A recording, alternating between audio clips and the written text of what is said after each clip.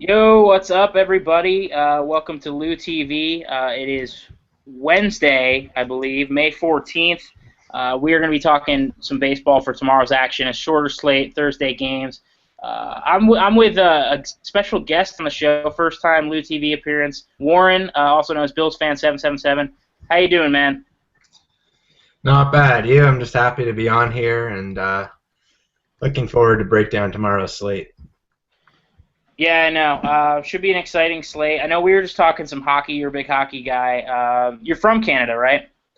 I am. I've lived in the same house in Toronto for all 19 and like three-quarter years of my life. So yeah, Great. hockey is just pretty much surrounding me. There's like public rinks always by my house all winter. So yeah, hockey's pretty much just all I see. Right. That's cool because that's a large difference from where I'm from. I live on a dirt road and there's not an ice rink anywhere near me, unfortunately.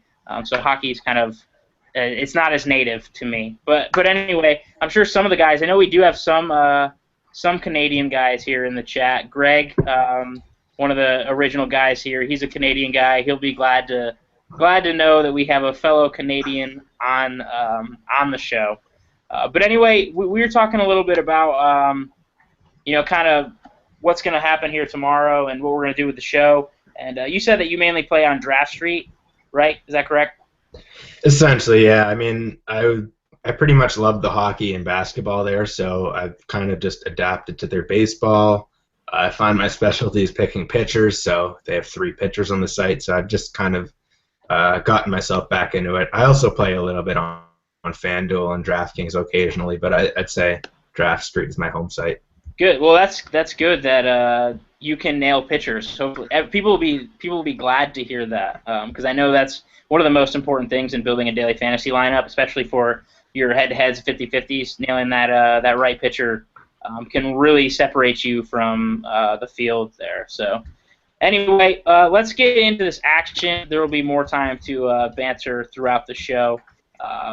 First game, I know there might be a weather concern here in this game at Great American. It's the Padres and Reds. I know there was some weather there today. It's showing me that rain up until game time, but this is a day game, a 12:35 Eastern start, and then it looks like it's gonna kind of phase out. So they should probably definitely get this game in, and it is let's see, it's supposed to be Alfredo Simon and where's the other pitcher here? And Tyson Ross. That's what I have listed here. What do you think about this game, Warren? You have any thoughts on it? Well, I think that tonight's game got rained out, I'm pretty sure. So I'm wondering if I'm assuming they'll skip Alfredo Simon's start and maybe just roll with Cueto since he's their ace. So I'm going to go with what you have and say it's Simon. Maybe they're saving Cueto for a real offense instead of the Padres. But if it's Simon, I don't mind him in a tournament on a multi-pitcher site. But if it's Cueto, I think just like tonight, I think that if he was in play, I think he would have been the 50 to 60% owned guy instead of Tanaka, who is kind of just the option 1A, I suppose. So if Cueto is in there, I think he's a top option. And I mean, have you ever used a Padres hitter and felt happy at the end of the night? I mean, they're just such an awful team. Right. No, I totally agree. There are very few Padres that I will take. I know Seth Smith's price on sites was really low, and he was tearing it up. So I actually did plug him in spots. And every once in a while, I'll try to get cute and slide in Edrith Cabrera because of his upside with stolen bases and stuff like that. But outside of those guys, you won't find me rostering too many Padres. And I echo kind of the sentiment that you just said. I forgot to mention that with the rain there tonight, that they might, bump Cueto to tomorrow. That's going to be something you guys need to monitor. Like you said, if Cueto's the guy, he's going to be one of those guys that's super highly percentage owned in the cash games. I'm in some larger double ups at DraftKings tonight, and Tanaka's 90% owned. It's that obvious of a play. I think the same thing bodes for Johnny Cueto should he get the start there tomorrow. If it's Simon, I also agree with what you said on. I think he's a play on multi-pitcher sites in tournaments, not so much. It's not a guy. This is a guy that hasn't been in a starting role since 2011, 2012 when he was in Baltimore.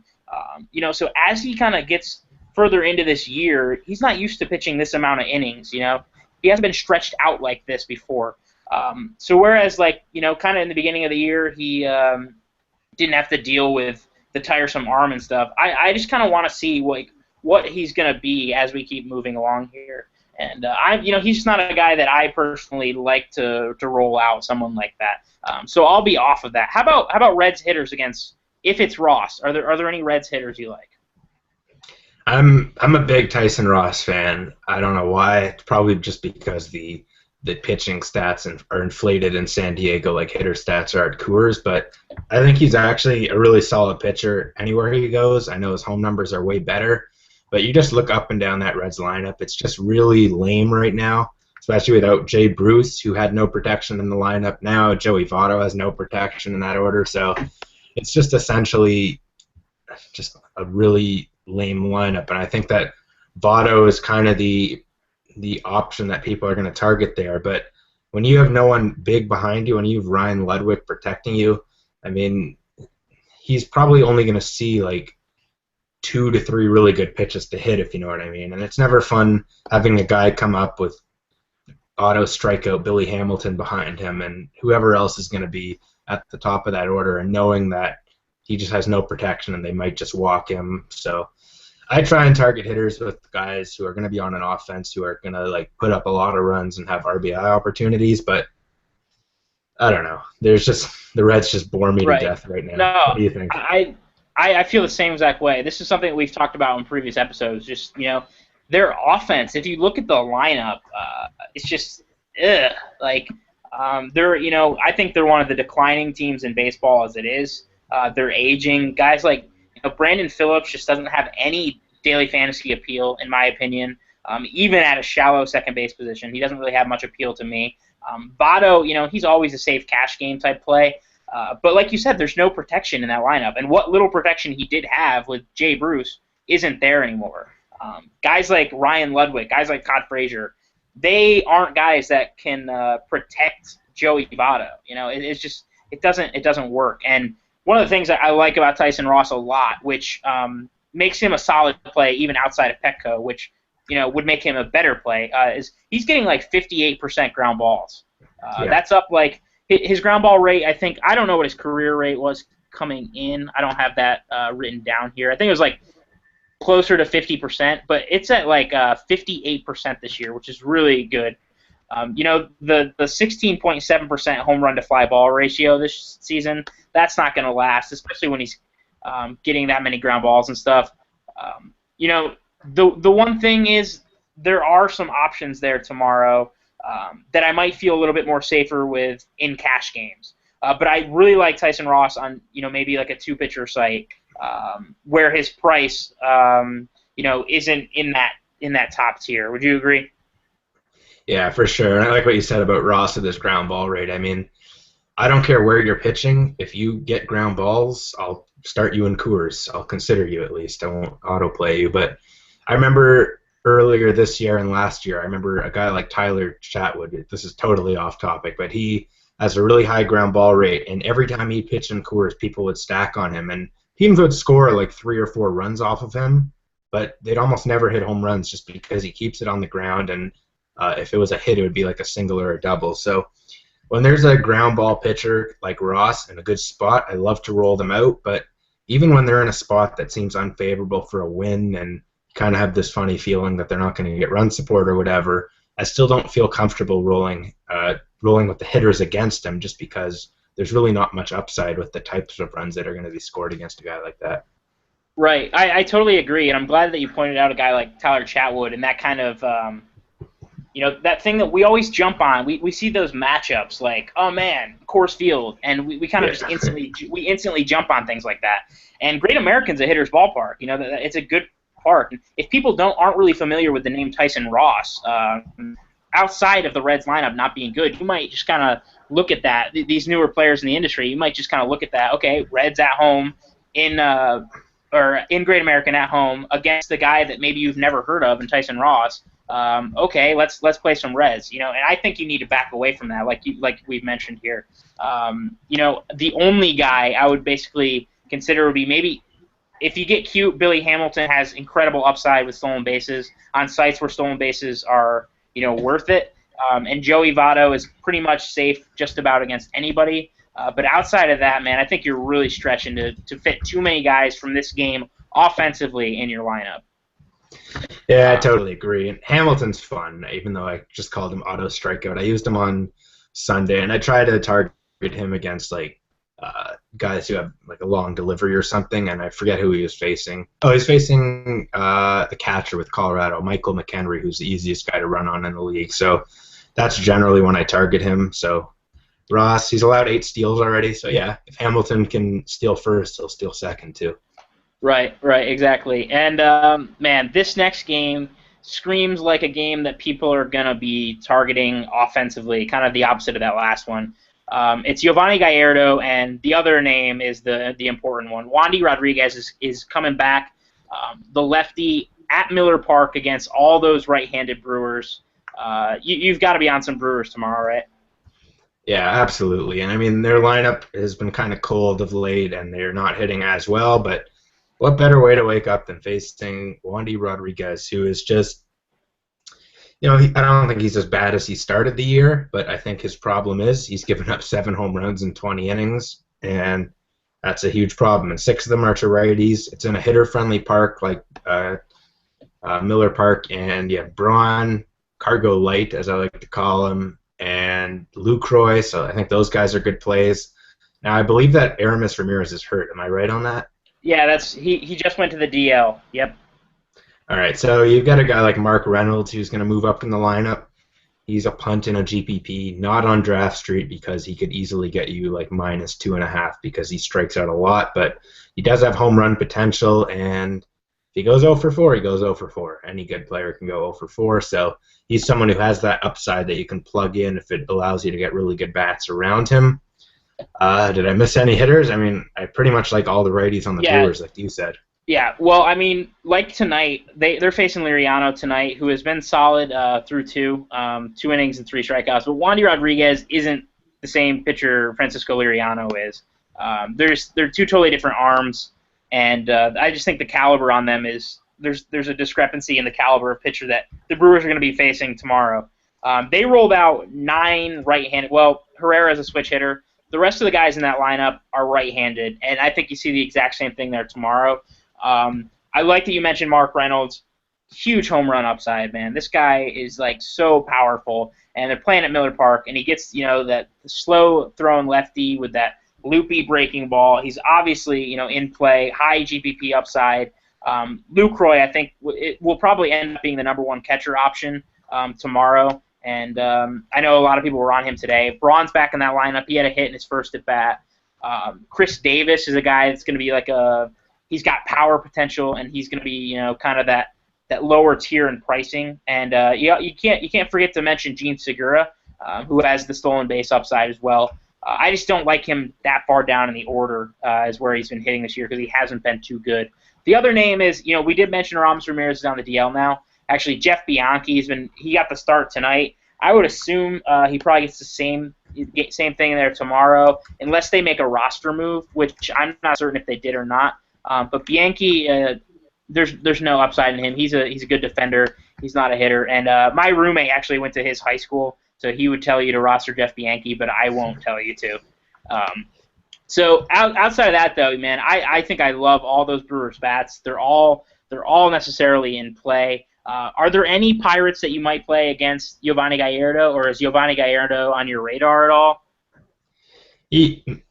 Gallardo always finds his way to be that tweener pitcher. He's someone who I never really target, and he's someone I just don't target hitters against. And sometimes that burns you because people are going to have exposure to either him or the hitters, but he generally falls in the middle, usually throws like 6 to 7 innings, gives up a few runs, but it's usually nothing severe. He rarely gets shelled, at least this year so far, so I'm probably going to avoid that altogether, but if he is cheap, the Pirates do strike out a lot against righties. So if he's cheap on a multi-pitcher site, go ahead and do it, but I wouldn't start a lineup with him, if you know what I mean. If he fits, I'm all for it, though. Yeah, I agree. He's not, we talked about the other night on the long shot. we kind of, a lot of people start their lineups with that first pitcher that they're just like, man, this is the guy I gotta have. Giovanni Gallardo isn't that guy, and you mentioned his tweener status. I think that's a great way to describe it. He's not like his numbers. If you just look at his numbers on the year, they really haven't been that bad. If you look at his last couple weeks, they have not been good. He's 0-2 with a 5.60 ERA in his last couple. Man, I know the Pirates offensively have not lived up to their expectations this year, and they're not generally a great lineup as it is. Pedro Alvarez is a guy who has incredible upside, huge home run potential, and he's getting that park boost at Miller Park, which is a much, much better hitter's park than PNC. And Kutch, NL MVP, those guys are guys that are always kind of in play. Neil Walker's had a sneaky good year, and I like when he gets to hit up there in the 2-hole, and especially when he gets to hit left-handed. So those would be the Pirates guys that I would target. But like you said, I don't think you can get too cute and kind of try to get on either side of the fence here. This might be a game that kind of just flatlines out off my radar. Yeah, for sure. And yeah, like you said, there's some bats you can target, but I can just tell by the tone of your voice that you kind of feel the same way. They're there, but they're really not that exciting. And unless Pedro Alvarez hits like 2 home runs, I just don't see anything happening. Agreed. All right, let's move on to this next one. It's got a couple of interesting starters. Play Buck Holtz, Phil Hughes. It's at Minnesota again. The Red Sox and Twins at Target Field. Phil Hughes has been really good in his last few, but man, I cannot consider rostering him against the Red Sox. I can't do it. No, neither can I, and I don't blame you for not wanting to roster Phil Hughes. Now, I'll give him credit. He's facing a lot of tough teams, and he's getting through these games fine. You look at Detroit twice, Baltimore once, Kansas City, who are a team that actually could give him problems because he's got a lot of trouble finishing hitters. I was reading an article that he has like the highest foul ball rate out of all the pitchers in the league. So when he gets to 2 strikes, a team like Kansas City that doesn't strike out very much kept giving him some trouble. But he managed to work through 6 innings, get the win. It wasn't pretty, but you look at every start. He has not had any Houston game. He's not had any easy opponent, and yet he's putting up decent enough numbers. Now, I don't want to put him in the Gallardo status just yet, but he's kind of like that where I'm not going to be targeting him, but I'm not as excited as about the Red Sox hitter as I would be if this was a game in Yankee Stadium last year where the fans would boo him if he threw ball 1 to start the game.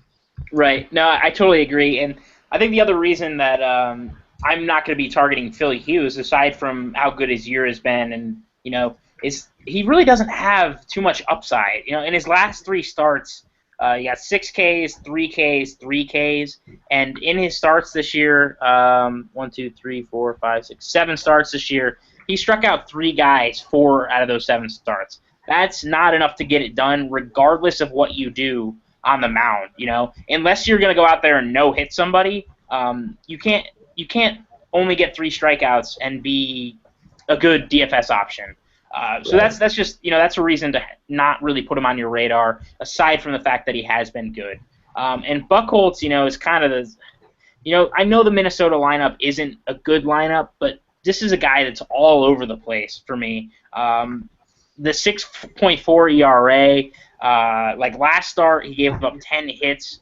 Granted that was a much better lineup, Texas, than Minnesota. But this, I think, I keep saying it, but I think you're trying to get too cute if you try to use guys like this. Now, I won't say that he wouldn't be an option in a tournament, because we've had guys come on here and mention that everybody is in play for tournaments, and some are better than others. This is a guy who has had a history of being a pretty decent pitcher, just not recently, and that's something that scares me away from him. Are there hitters here, though? You mentioned that you're not going to be on as many guys as you would be against Phil Hughes. Does Big Papi cross your mind? I know he's got really good numbers in Target Field, had an awesome night last night, hit a double in his first at-bat tonight. Is that a guy you'd be targeting?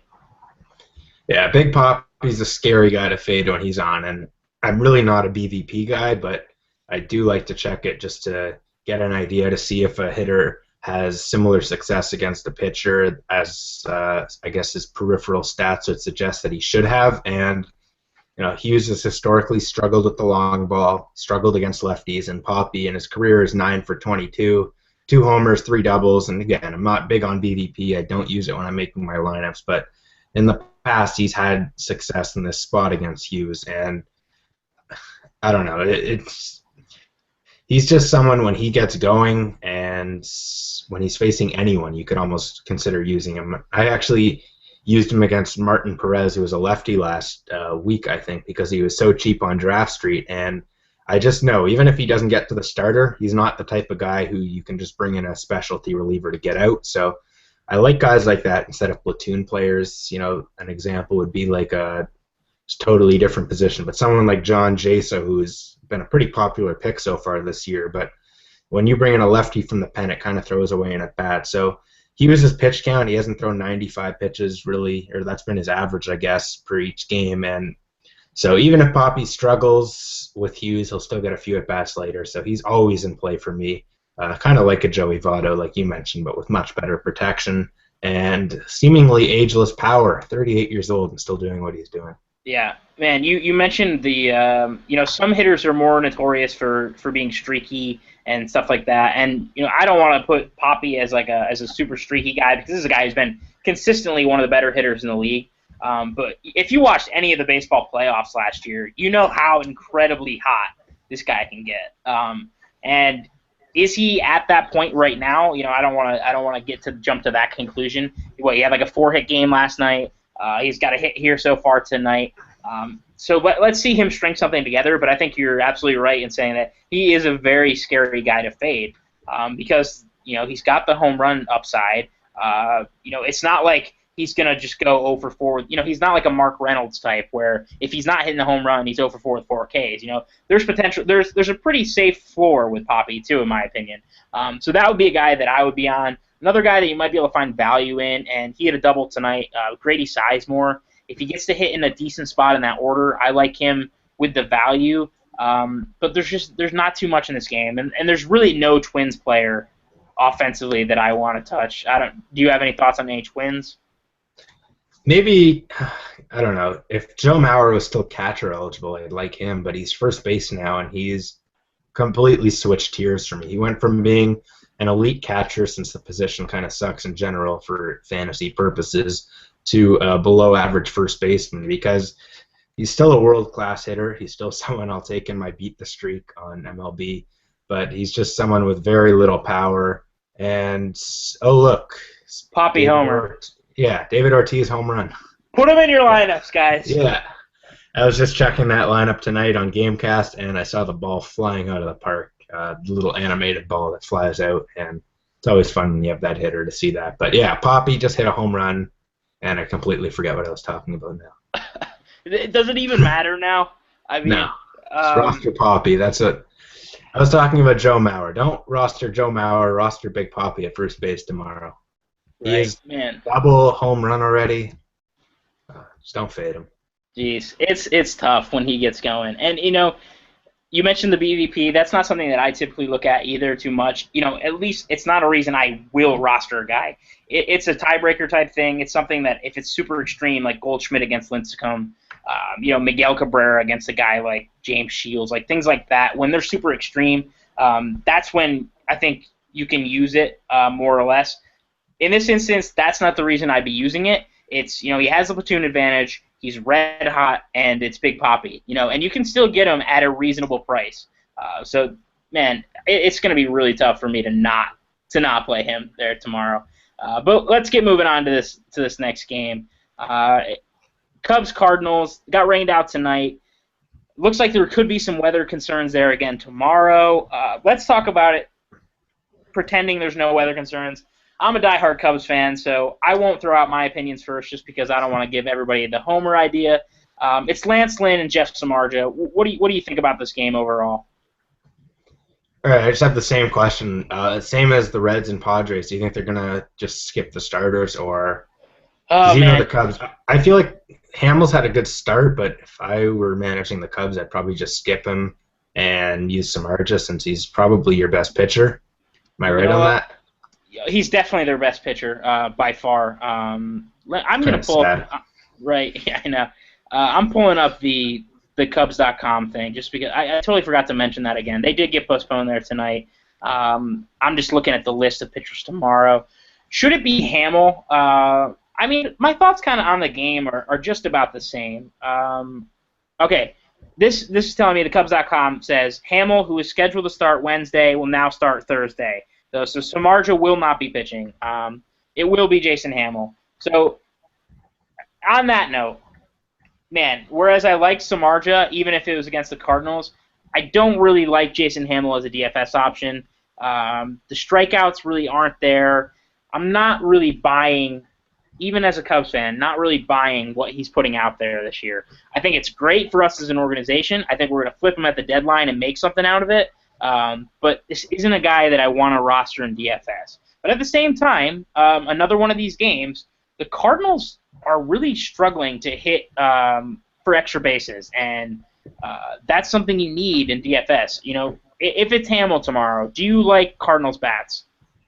I like the cheap ones. I mean, you were mentioning they don't have much extra base power so far, but you have Matt Carpenter, who's not expensive, especially on Draft Street tonight. He was around 4K, which is 4% of your cap, which is absolutely Unreal. ridiculous. Yeah. Or he might have been 4.9. It was the Walmart special on him. So 5K, 5% of the cap. And then you have Matt Adams, who was actually 4K. And sure, he hasn't hit for much power, but we know the power is in that bat. We've seen it. We've seen 2 home run games from him in the past. So it's not like something I'm taking and hoping he gets a few singles. He's someone who I'm taking, still hoping for that home run upside. And Hamill last year had a WOBA of over 360 against left-handed bats, so he hasn't been striking many guys out. His swinging strike rate is up, which is interesting. So maybe where did he pitch last year? Was it Baltimore? Baltimore, yep. Okay, so maybe it's just taking the National League some time to figure him out. Of course, you don't see the American League pitchers too much, so Right. I think And down the stretch you're going to see some last year games from Jason Right. Hamill, and I think you're going to figure him out soon. Right, and you know, games are managed differently in the National League, and I don't want to dive into like this conversation on his numbers, but he does get to see a pitcher every 3 sets of hitters. He gets to see a pitcher, which isn't like a super reason for the numbers. You know, that's only one guy, but it helps to get that extra out. You know, yeah, but Hamill, you know, like you said, Hamill just it's not a guy. It's not a guy for me to really mess around with.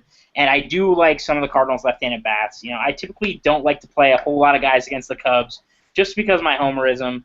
But Matt Adams, Matt Carpenter, these guys are good Major League Baseball players, and it just hasn't been the start that we anticipated from a team that was absolutely unreal, you know, with runners in scoring position and stuff like this last year. You know, I don't think any team can repeat kind of what they did last year in terms of those statistics. So it's really unfair of us to kind of jump on them for that, but I have to like those bats. From the Cubs, if it's I'm not sure who it's going to be there tomorrow. If it's Lance Lynn, man, there's just not a whole lot. The lineup's so porous, really, regardless of who's on the mound. Are there any Cubs that you like? Oh, you guys stole our awful second baseman. I like to call him Boneface, Emilio Bonifacio. He's been off to a somewhat good start. It actually wasn't me who started that. It was one of our radio announcers. That's how bad it got. But I don't think the radio announcer was saying that in a derogatory way. I like to translate it as that because, all right, fine. It started from the first game. I went to the home opener last year, and he made 4 errors and went like 0 for 4 or something. But he's really not a good hitter. And the only guy I'd consider in that lineup, I don't know. I just had to get in some Bonifacio hate on the show. But the only guy I'd consider in that lineup, if you're not playing Poppy, even though we already told you to, is Anthony Rizzo, since Lance Lynn really not that good against left-handed bats. And I can just see Rizzo being a decent play. But other than that, I don't love it. I mean, Right. Again, the protection around him sucks, and he probably won't have many RBI chances.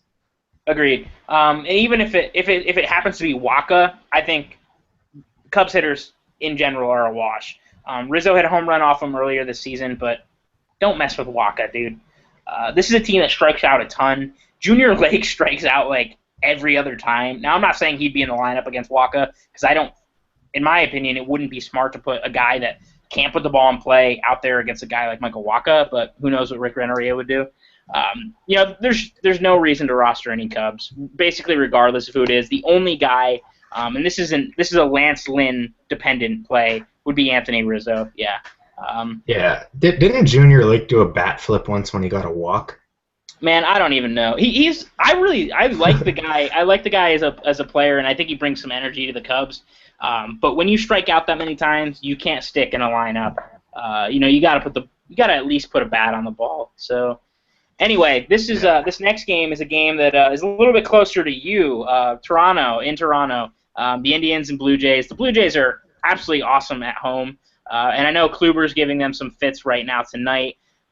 Are you going to be on some Toronto bats, some of your home Toronto bats against Danny Salazar? This is a tough one because, first of all, I'm a Jays fan, but I love to hate them because I can't stand the team, just the way they've managed everything, trading away all our prospects for, at the time, what seemed like a good trade, and then this offseason doing literally nothing except for signing Deoner Navarro, which was a huge upgrade to JP Arancibia, as sad as that is, but that more speaks to how bad Arancibia is. But I hate this team right now. I just hate how they did things. But Salazar, one of my favorite prospects, but he has a fly ball problem and a home run problem so far in his young career. So with that said, I think that Bautista and Encarnacion, I think they're going to be really popular options. And Encarnacion, he is someone, I mentioned this with Ortiz, when he gets going, he's even scarier for me to fade because I watch the games a lot. And when he's locked in, he's not chasing bad pitches. And in April, this year and last, he was terrible. And he was swinging at pitches that he doesn't usually swing at. And he just looks in a groove right now. Like, he's got, I think he's got 5 home runs in the past, week and a half or something. And it's kind of cooled off a little bit in the last 2-3 games. But I still think he's seeing the ball a lot better, and Salazar leaves one of those changeups up in the middle of the plate. I think the way he's been seeing the ball, him or Bautista could crush it. You have Adam Lynn back. He's been hitting the ball okay. So Salazar, he's a funny pitcher to me. And do you think that home run rate is going to keep up? I know that the rate is so high, but at the same time, he's at Rogers Center where fly balls just fly out of the park. Right. Man, I don't want to make any guesses as to if it's going to hold this year. That's tough for me to try to guess on. At the Rogers Center, though, against these bats, they just seem to be so much better at home, and balls absolutely fly out of there. And you mentioned Edwin Encarnacion, and this is a guy that I think really highly of.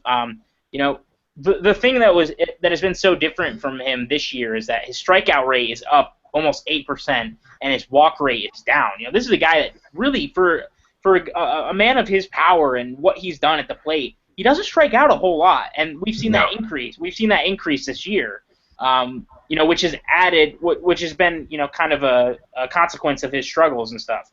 I think he's turning that around. He's looked much better at the plate. Even his outs have been, they've been hit harder. I've seen him hit some balls to the track that have been outs.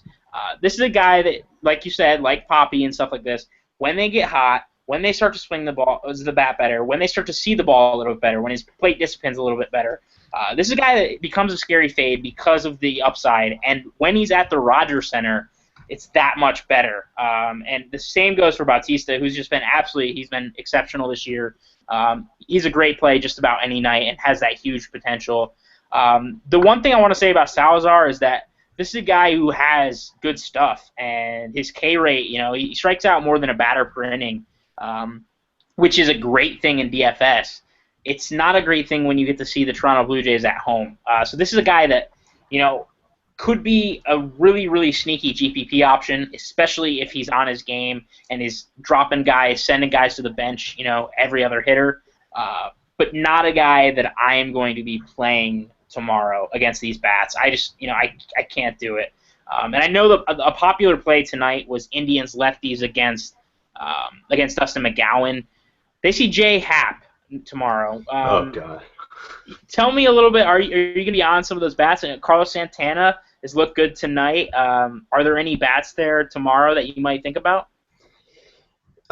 First of all, one more thing about Edwin before I go on a rampage about Jay Happ. Encarnacion last year in April had a pretty high K rate as well, and every month he got less and less strikeouts. And after the All Star break, he had 17 strikeouts in, let me count this, over 250 plate appearances. So he really got better as the year went on, and he seems to be on that path.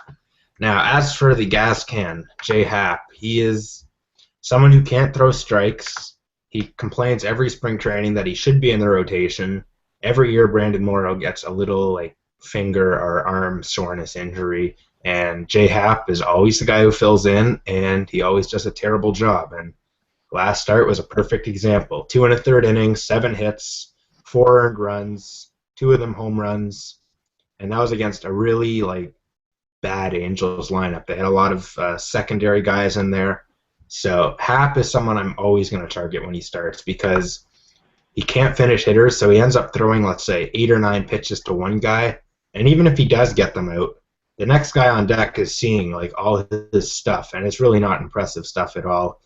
And McGowan just got hit pretty hard tonight by Cleveland, and that means the Jays are going to have a tired bullpen, and they're going to probably force Happ to keep throwing, even if he is not pitching well. So I think Cleveland bats. I think this whole game is stackable. It could be one of those Toronto like 8-7 type of games where I don't know who wins, but you see a lot of home runs, a lot of runs in general, a lot of RBI opportunities, and on Cleveland, I mean, in a game like that, I try and find the cheapest available like guys in good spots. So rather than just taking, let's say, Brantley, who actually left the game tonight, I'm not sure why, since I'm right here with you. I don't have any updates, but instead of spending on a guy like that, you can go cheap with some of the cheap righties like Rayburn or Mike Aviles or Asdrubal Cabrera, Santana, like you mentioned, and Swisher, who's way better against lefties as well. So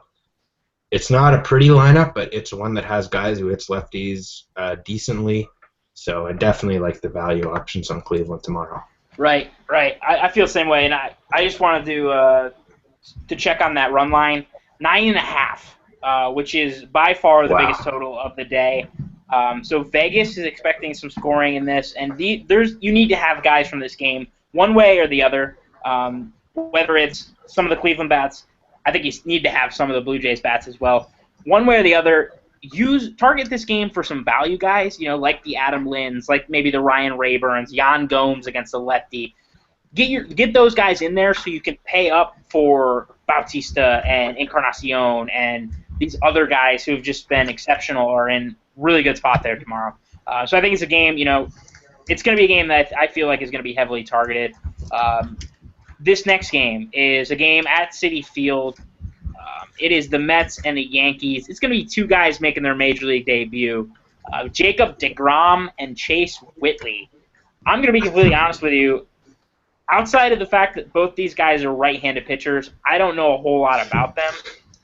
I do know that they're pitching at Citi Field, which will be better for them in their first Major League start, at least as pitchers. I think this game, though, is kind of an odd one. Is there anybody that really jumps out at you as like a guy that you might play tomorrow? I mean, it's tough to gauge really who to use in this game if we don't know a whole lot about these pitchers.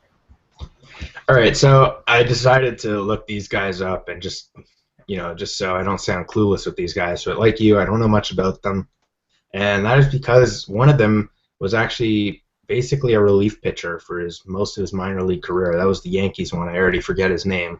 Whitley, there you go. Yeah, so I think this year he started, but in years past he was mainly a reliever. So I think he's going to have a really short leash. I think he's the type who might come in and just throw like 3 to 4 innings, and then they might have a long guy come in as well, like I don't know who, but someone who can come in and just throw 3-4 innings after him. So this could be one of those bullpen games. So I definitely wouldn't use the pitcher from the Yankees, Whitley, but I also wouldn't like target guys like lefties specifically on the Mets just because he's a righty-lefty type of thing and he's a rookie. If I'm taking Mets, I'm taking Murphy or Wright, and that's it. I'm not taking any of the other guys because I don't know who they're going to be facing most of their at-bats, and frankly, all the other guys pretty much suck. So unless I know that who they're going to be facing all 3 at-bats, I'm not comfortable using them. So I like those two guys I mentioned. And on the Yankees, the guy they're facing, again, a guy who I don't know much about, had a relatively high walk rate in the minors, which might not be good against the Yankees lineup.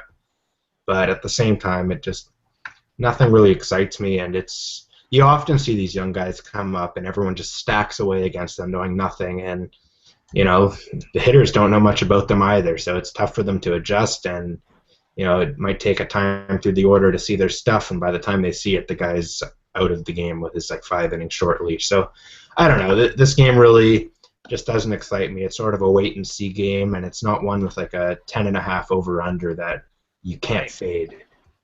Agreed. And kind of a baseball adage is that the pitcher really has the upper hand in that first showing. Guy, if you've never seen a guy before, typically we give the advantage to the pitcher, and it's not like these guys aren't, at least from what I know, aren't super highly touted prospects. So I'm not super afraid of them as pitchers, but at the same time, the fact that it's Citi Field, the fact that there's games like the Toronto game where there's way more offensive value, it just kind of pushes me away from this. Now, I do like a guy who really hasn't been good this series in this Subway series. I do like Jacoby Ellsbury, basically always because of the potential, but the fact that it's at Citi Field kind of changes things a little bit for me. He is 11 for 13 in stealing bases this year, which is nice to see him running.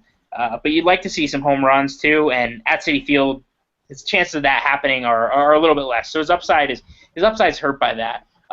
Another guy who's been red hot who homered tonight is Solarte, who's just could be a great fill-in guy with I think multi positional roster ability on some different sites. That could be a guy that maybe you could plug in somewhere. I don't really like that he hits kind of the 6-7 spot. But could be a guy that could fill in and have some decent value. Outside of the guys that you had mentioned and those couple guys there, no thanks on this game, man. No thanks. But I'm gonna move on to the game at Kauffman Stadium, the Orioles and Royals. The Royals had a really nice start from Jason Vargas today. Tomorrow though, it's gonna be Yordano Ventura, man. This guy has got excellent stuff, flamethrower. Do you like Yordano against Baltimore? I don't know. I'll be honest with you. I mean, he's been very good to start the year, but at the same time, I don't know.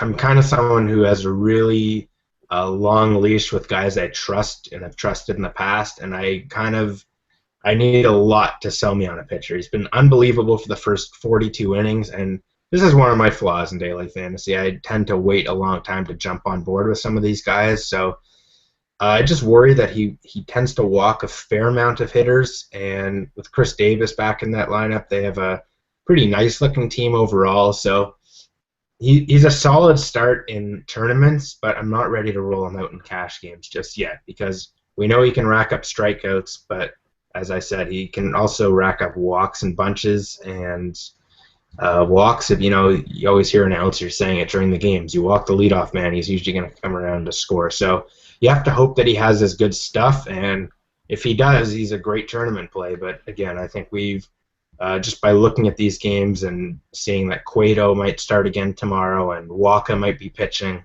I just don't know if I can roll with Ventura and single pitcher sites, but on a site like Draft Street, Fantasy Feud, or DraftKings where there's 2 or 3, then I don't mind plugging him in.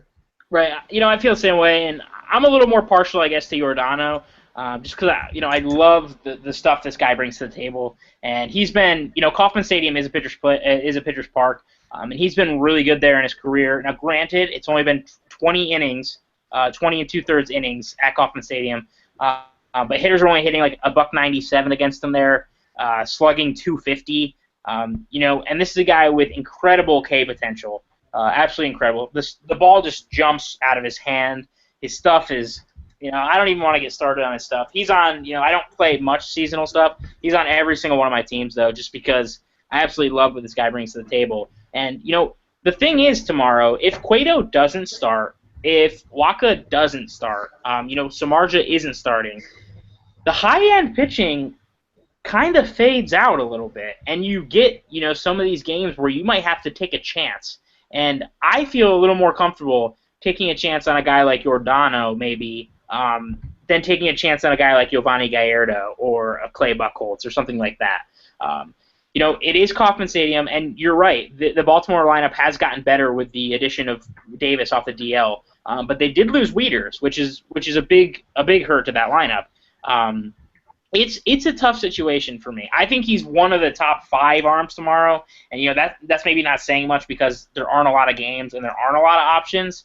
But he's a guy that I think is going to be kind of higher on my radar because of that potential and because of the lack of options. I guess to say, well, I'm going to have to wait and see if Walker's going to be on the mound, if Cueto's going to be on the mound. If somebody in the chat there could figure that out for us and throw it out to us, that'd be great because that would kind of let us wrap up the show a little bit at the end.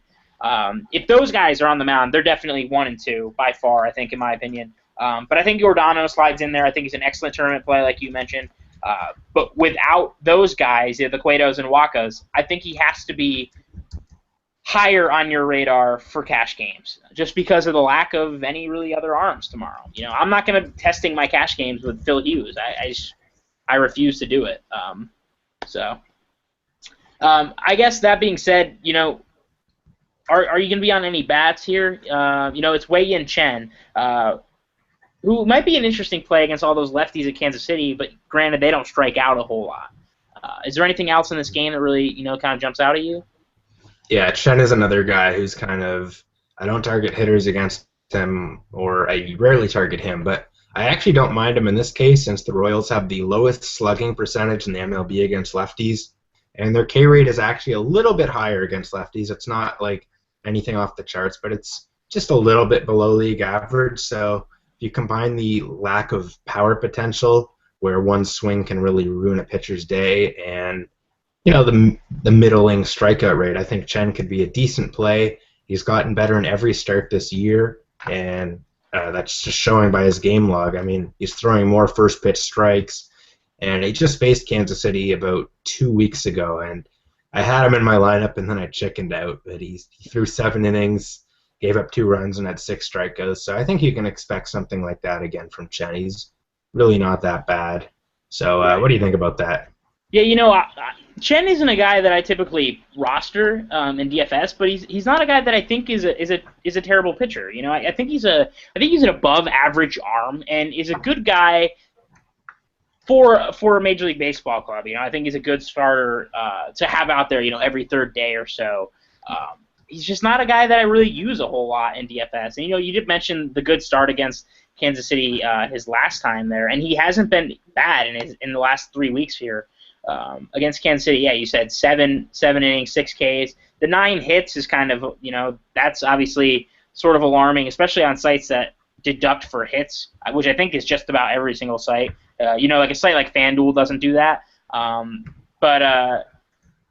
It's just a tough game. It's a tough game in general for me. And I think tomorrow, if you can kind of nail these pitchers down in the right spots, I think you're gonna definitely have an advantage over the next guy, because it is a difficult day in terms of where I'm going to feel most comfortable with pitchers, especially if those top guys aren't on the board.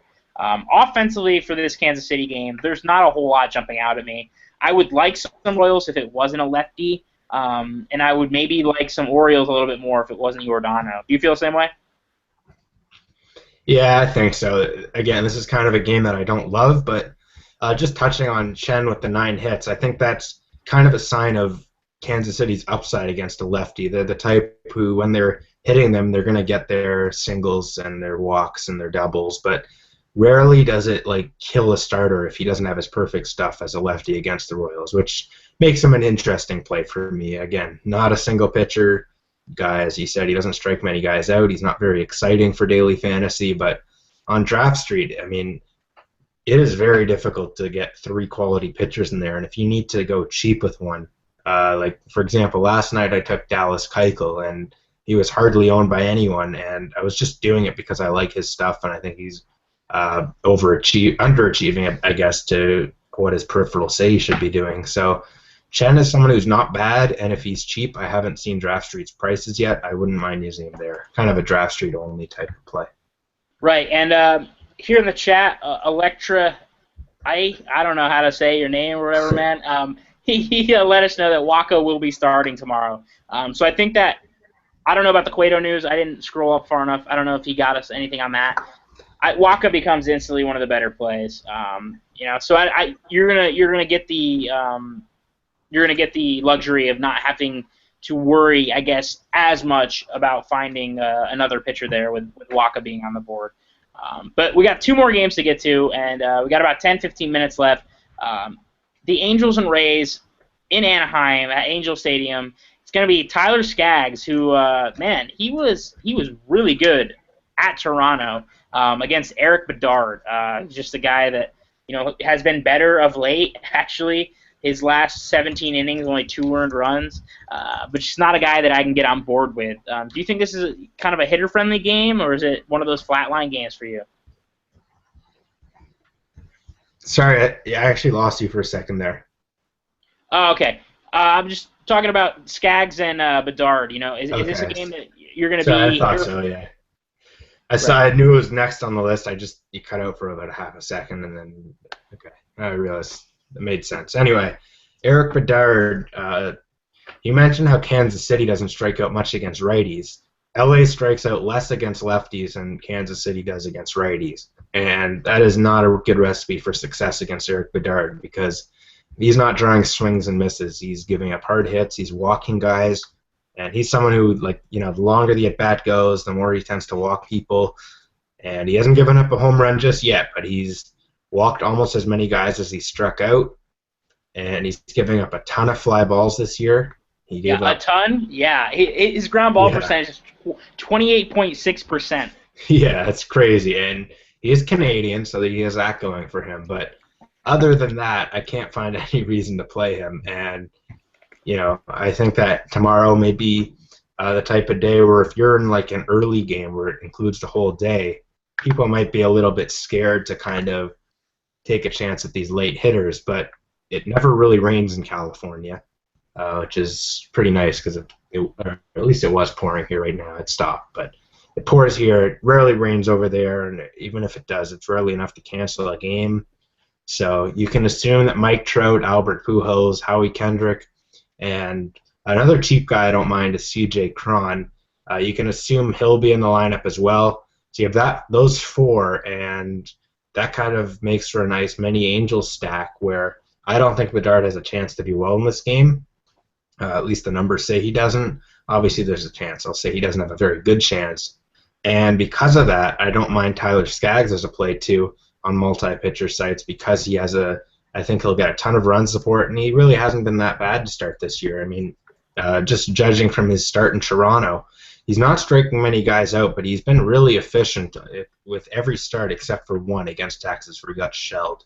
So I guess that's his floor, but in Toronto, he was really, really good, inducing a lot of grounders and just being efficient and working through the lineup like Jose Bautista and Edwin Encarnacion, and all those guys were just not threats to him. He didn't seem scared at all.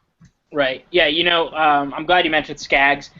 His K rate is down quite a bit from where it has been in his career. This is a guy that last year who was coming out of the bullpen for the most part. A K per 9 of 8.38. Now, I can't really find... okay, here's his career. His career was a 6.73, which isn't, great, but it's better than the 5.5 K per 9 that he's getting right now, which hurts his value as a DFS option. Now, the 52% ground ball rate is exceptional. That's really good, and that's a reason that you can go into a place like the Rogers Center and kind of mitigate the offense of the Toronto Blue Jays. Now, I don't think the Tampa Bay Rays are. Okay, I don't want to get too far into that. I don't think the Rays at Anaheim are as good of an offense as the Blue Jays at home. So I don't mind Skaggs here. I think he becomes sneaky, and whereas I do like a guy like Evan Longoria, who's historically against lefties has been an excellent play. And I like Will Myers in spots. I don't think you need to be on too many of them. I would be more on those Angels hitters that you mentioned. Trout is always in play. Pujols had a couple hits today. These are guys that, like you said, it's going to be one of those later games that people might stay off of, but you get a couple advantages here in this. You get guys with a good matchup, and you get that late sweat. That's always fun in DFS. Absolutely, yeah. I mean, it seems like whenever I don't have a late player, someone always passes me with someone. Like I was like whenever I'm in a qualifier or something, and it suddenly looked like I have a chance, and then I scroll down and I see people with late players. I just always assume they're going to do well. So it's kind of fun to have those guys in your back pocket, and knowing that you're going to have them a little later on. But that's right. A horrible reason to just take a player by itself. Oh yeah. Yeah, no, agreed. I think like that too. Yeah, and even when you have those guys and you're that guy at the bottom, you're like, oh man, I'm definitely gonna pass these guys. I got like 3 guys in the late game, and then those guys all go for 4, and you sit at the bottom. Yeah. It happens.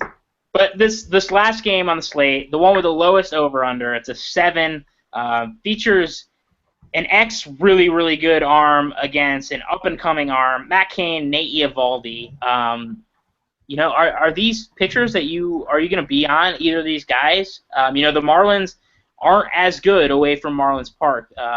Would you take a chance with Matt Cain? Maybe.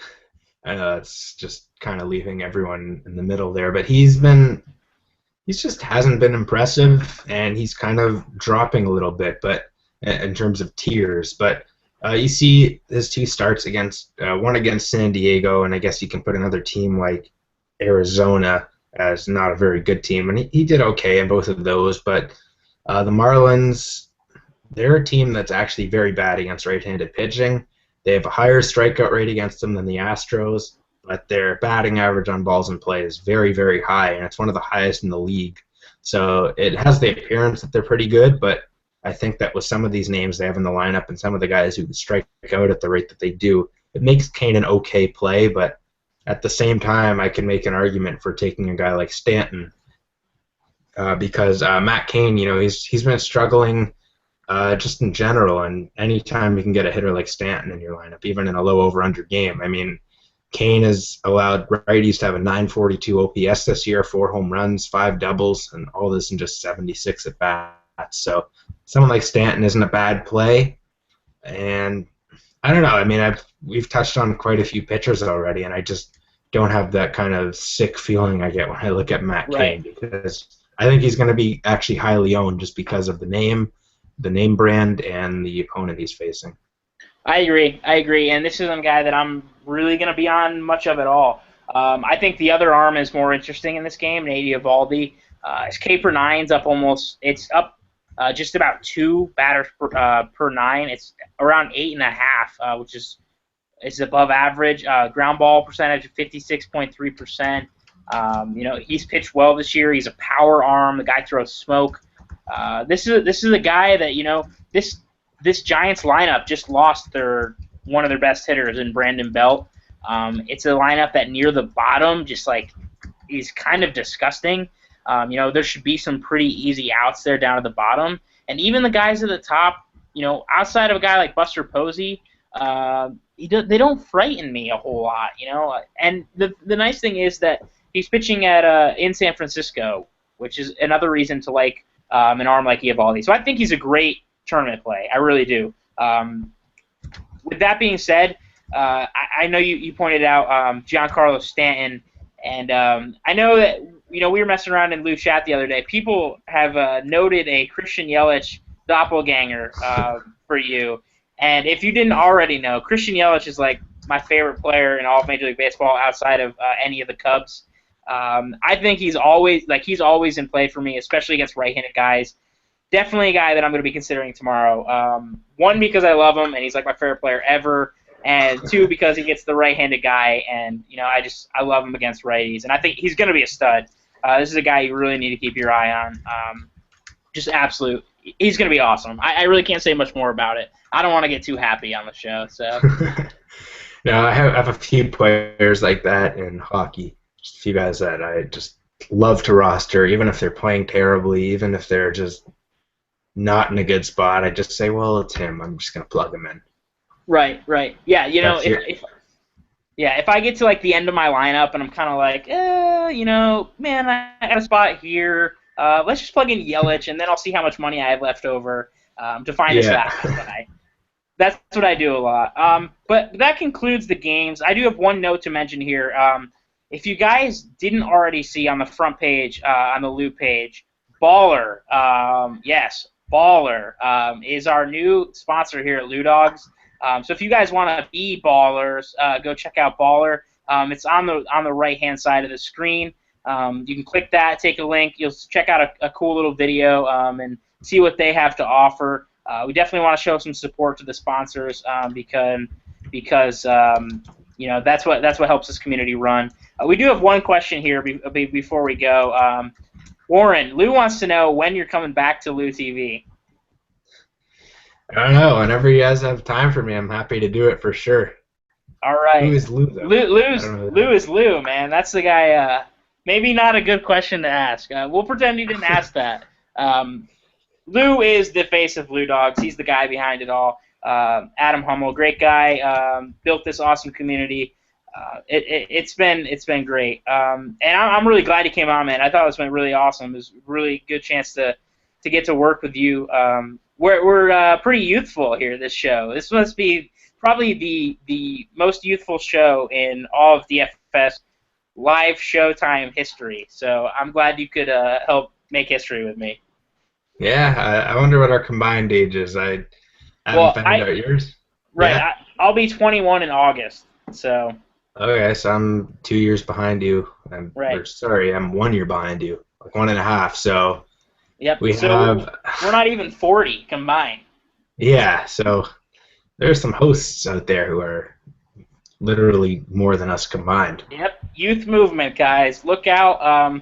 But anyway, that's everything we've got, guys. Man, good luck tomorrow. Have fun with the games. Thanks for coming on, Warren. It was really fun having you along here. If you guys have any questions, you can hit us up on Twitter. Is your Twitter handle the same thing? Is it BillsFan777? It has a DFS at the end. And DFS at the end, guys. So definitely hit us up if you guys have any questions. Other than that, it was great having you on. Thanks for watching, guys, and take care. Good luck tomorrow.